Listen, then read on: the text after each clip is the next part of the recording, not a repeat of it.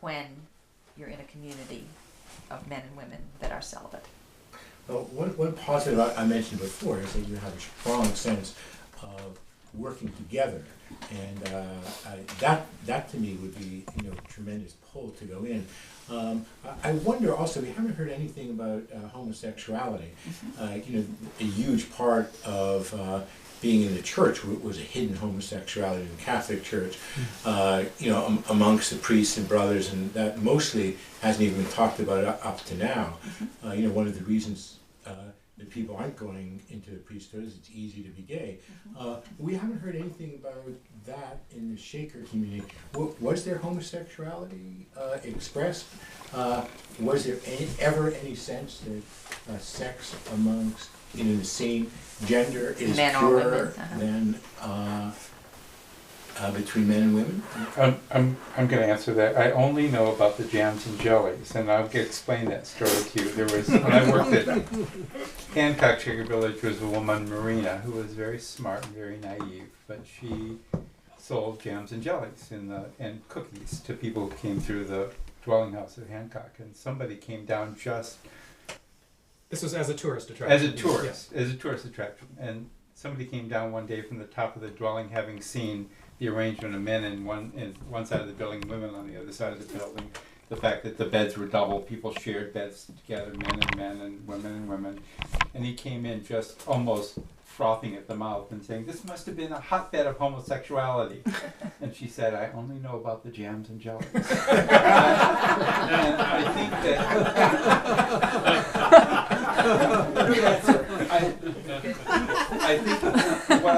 I might have shared this with Ruth, but I've read probably more than anyone, certainly. Well, tens of thousands of pages of Shaker diaries, and they don't hold much back. Drug addiction, alcoholism, anger. They're not real personal, introspective diaries, but there's a lot of information there. There's a lot of information about bad stuff that happens. There are people who confess, after all. There are people that confess, and these are journals that were never expected to be read by people like me. I mean, this was private. They were public family journals, but for the people who were in the inner group, they were never supposed to get published and put out in the world. There are occasional mentions of sexual indiscretions between young Shakers and men and women, and that they would be carted off or separated or sent away. There's I would say no mention of homosexuality as an issue, and there's very little mention of sex as an issue. So either that didn't get into the journals, which I think is probably not true, or people just understood it was so hard to engage in either behavior and not get caught in the Shaker community that you just left if that was your bent, and just pack up and go. Now, if sex was your bent, your bent, no matter what your choice, or being in a gay relationship, just go away. So and I think that Shakers rarely were alone. And all those windows in those houses, if you go up to Mount Lebanon and you look out, there's no place you can stand in a room that you can't see out the window what's going on out in the yard. There's not much of it behind the barn when the barns have big windows in them all the time. Privacy So whatsoever. very little. Right. So David, what would you're entering the Shaker community as a man.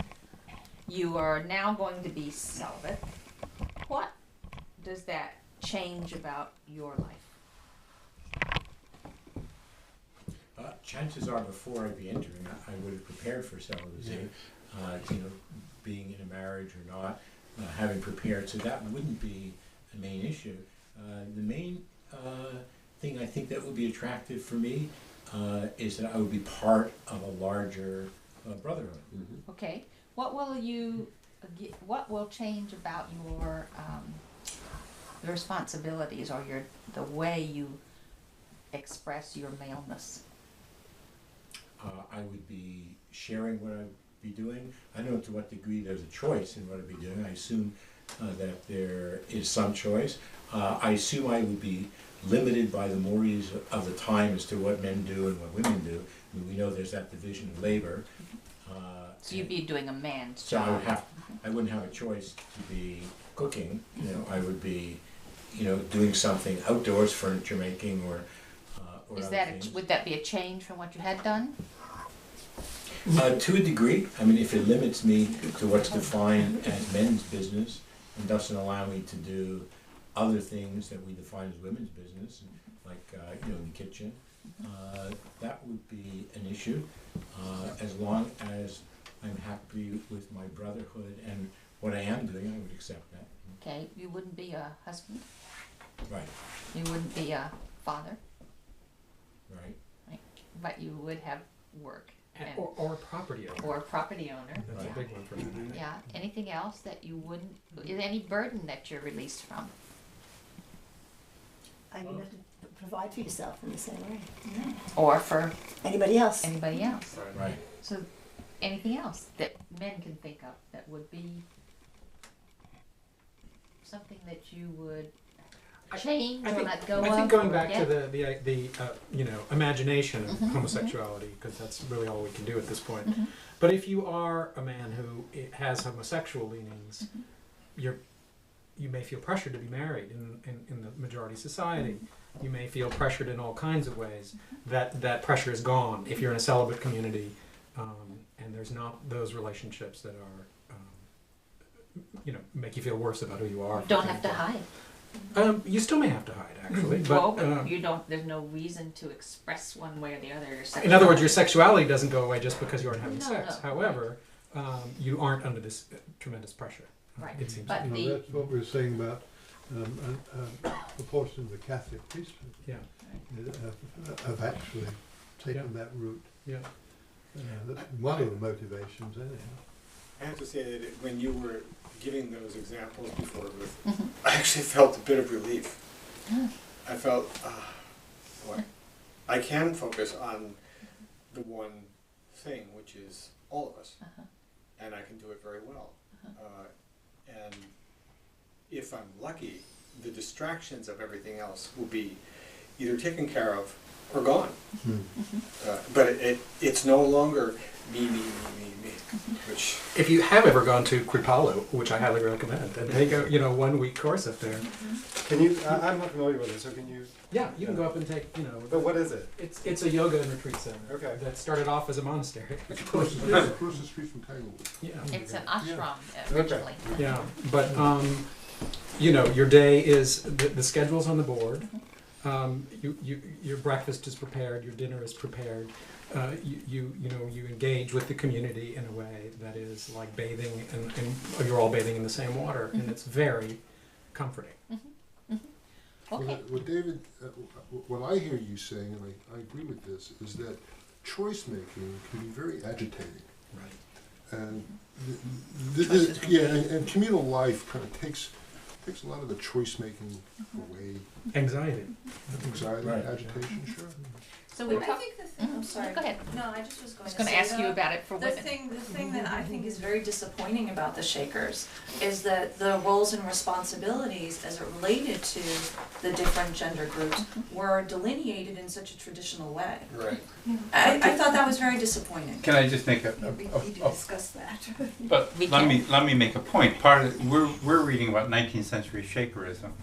I think once you get into 20th century Shakerism and 21st century Shakerism, you see some differences. There was a point at which the lawyers for the Shakers determined that in fact it was okay not to have a male member of the ministry anymore because there were no fit males. So legally, it's fine. Women can lead the church alone. If you go to Sabbath Day Lake now and you sit down to the meal's probably prepared by Brother Arnold. Dishes are done communally by who's ever there. Men and women both in the kitchen working together. The context is different. When a woman named Meg was there, she did a lot of the farm work.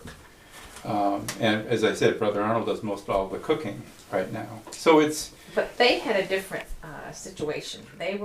That's now we're reduced to just a few members, but if we're in community and we all come in to the Shakers and we all have jobs that we've learned because we were women or men in that period, then the Shakers say, let's not try to reinvent everything. The women know how to cook. If we have now to train a man to cook or men to cook, we're going to put them in the kitchen with the women, and therefore we're going to have trouble maintaining this separate but equal Right. status. So it was more about, I think, less about we don't want women to be laborers in the field, or we don't want men to be in the kitchen, than it was about we don't want to put them in The same room. in the same room and create friction. That's really their motivation, and I felt much more comfortable when I learned that. At first, I had the same reaction as you Well, you did. see, then I would actually go back to the celibacy point. And if you've come there for this particular reason, you've accepted celibacy as your way of life, then you really shouldn't be led astray by this friction of any type. You should be dedicated to your task. Should and are different because There's they doubt in also the system, there's which is doubt in the interesting. system, and they're talking all the time about in their writings about the difficulty of maintaining pure thoughts, not being interested in the people, the women or men around them. So they're struggling with it, even though they have decided in favor of it.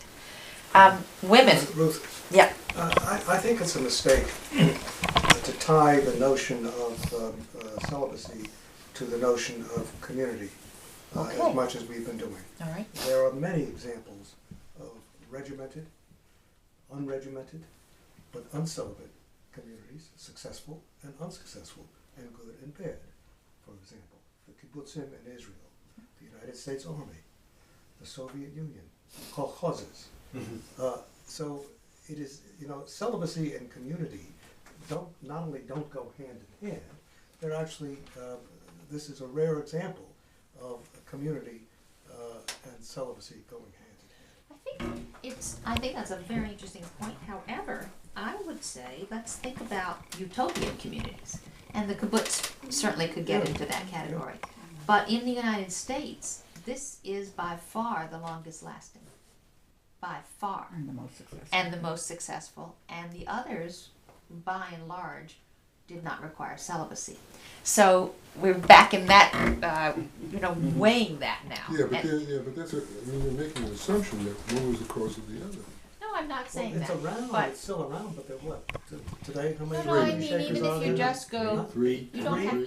Three. The others go This is 10 not years, long lasting as 15 far as years, I'm 20 years. This one went over 150, 200. 200 years in its prime. So that's really, in full speed.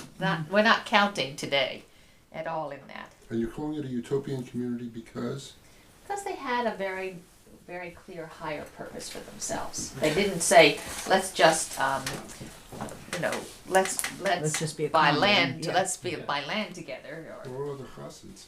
They own more land in New York State than almost anyone else, and New York State had to really start doing legislation to stop letting them buy more land. That's so interesting. Which I found fascinating. There are other communities that have a higher purpose. there are. Okay, they The have a high Shakers purpose. own more land than any.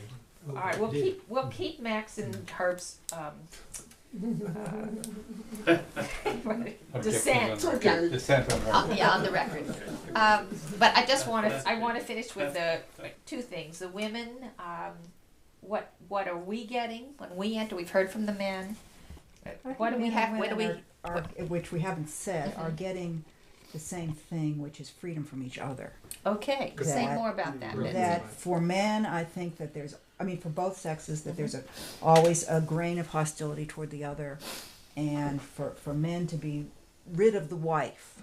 That there's a liberation in that, and conversely for the Back to the women. men's Bye, club. Max. that you're with your own kind, and there's a familiarity, and I think that was even more true in the 19th century, and the earlier centuries, where women where there were separate realms, and for women you were also then free of the legal restriction. You were and you had no property rights, you had no divorce, all the legal impediments as well. So it was a tremendous liberation on both sides. What about sex for women at that time? What's your imagination? It's a different period too. I don't think that women were as interested in sex. That's Especially been- because sex was much more fraught. Yeah, it's the idea of the Victorian or the 19th century women being, and that's sort of been debunked, that women didn't enjoy sex, but they made it. but it was fearful. Right. It had consequences, which it doesn't necessarily have. Okay.